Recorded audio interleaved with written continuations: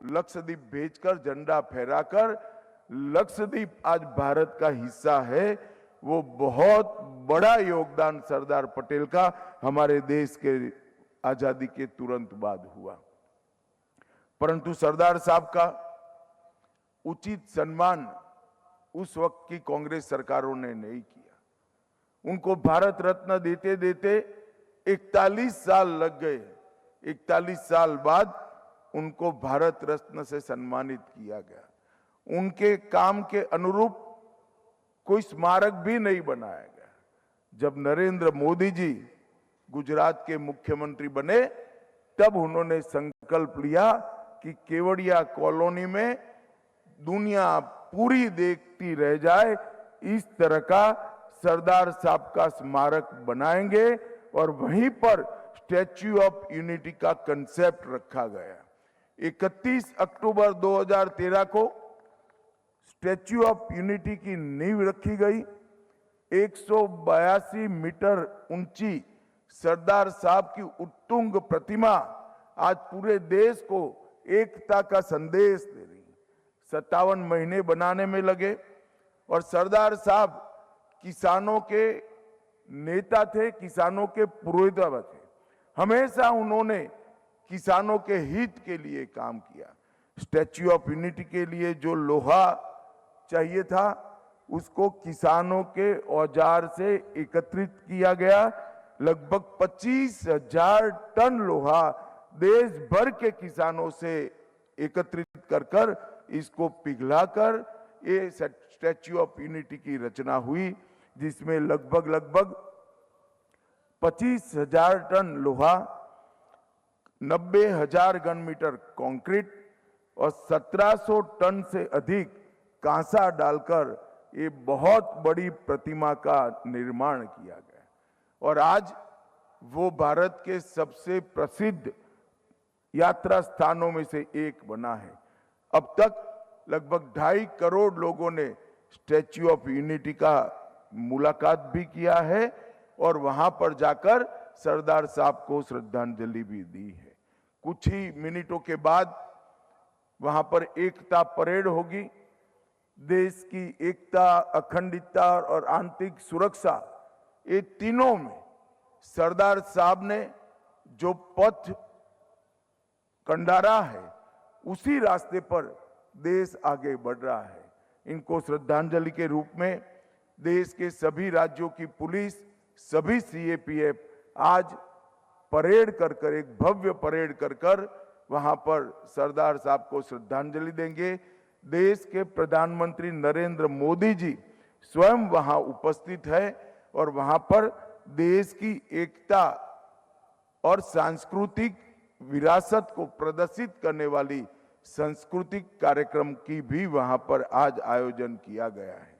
और ये तय किया गया है गृह मंत्रालय के द्वारा कि ये 150वीं जयंती के बाद हर साल एकता परेड को इसी भव्य स्वरूप में मनाकर सरदार साहब को श्रद्धांजलि देने का काम किया जाएगा। और मित्रों, आज एकता दौड़ को भी विशेष रूप से हम मना रहे हैं। शपथ ग्रहण कार्यक्रम को भी विशेष रूप से मना रहे हैं। पूरे देश भर में सभी पुलिस थानों पर, सभी कॉलेजों में, सभी स्कूलों में एकता दौड़ का आयोजन हुआ है। विश्वविद्यालयों में परिसंवाद रखे गए हैं और शपथ लेने का कार्यक्रम भी रखा गया है। मुझे आनंद है कि आज इतने सालों के बाद सरदार पटेल की 150वीं जयंती के दिन पर देश के प्रधानमंत्री ने जो फैसले किए हैं, वो फैसलों के कारण सरदार साहब देश की जनता को कई और युगों तक प्रेरणा दे पाएंगे। इनका विचार कश्मीर से कन्याकुमारी और द्वारका से लेकर कामाख्या तक पूरे देश में, विशेषकर युवाओं में प्रचलित हो, इसकी जानकारी मिले, इसलिए विशेष आयोजन हुए हैं।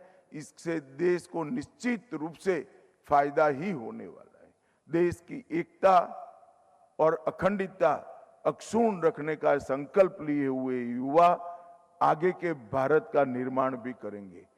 तो चलिए हम सब मिलकर आज राष्ट्रीय एकता दिन की शपथ लेंगे। सभी लोग अपने अपने स्थान पर खड़े होकर दाहिना हाथ आगे कर मैं यहां से शपथ लूंगा, आप दोहराएंगे।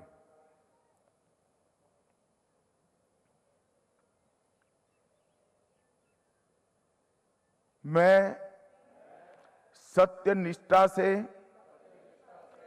शपथ लेता हूं कि मैं राष्ट्र की एकता, अखंडता और सुरक्षा बनाए रखने के लिए स्वयं को समर्पित करूंगा